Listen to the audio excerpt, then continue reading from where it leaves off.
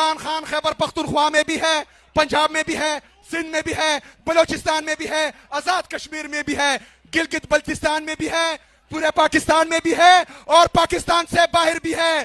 جہاں جا جا کر تم ان کے بوٹ پالش کرتے ہو، وہ جھک کے عمران خان کو سلوٹ کرتے ہیں. یہ آپ کی غلط فہمی ہے. آپ کی نسل ختم ہوگی لیکن عمران خان کا نام رہے گا.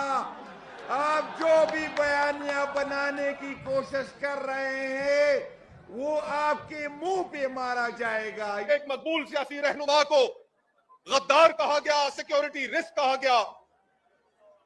ہم اس کی بھرپور مذمت کرتے ہیں. یہ ایک روش رہی کہ ہم نے عوام کے مقبول رہنماؤں کو نہیں ماننا، ہم نے عوام کے ووٹ کے اختیار کو نہیں ماننا، ہم نے بند کمروں کے اندر بیٹھ کر فیصلے کرنے ہیں.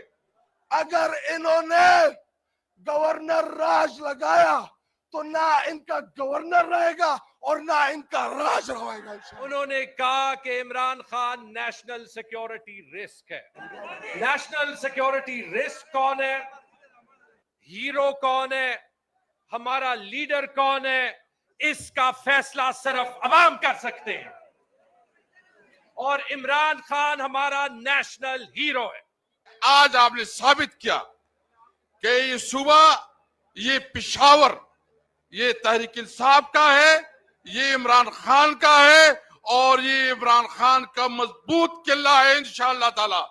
جب انقلاب آئے گا ان کو چھپنے کی جگہ نہیں ملے گی.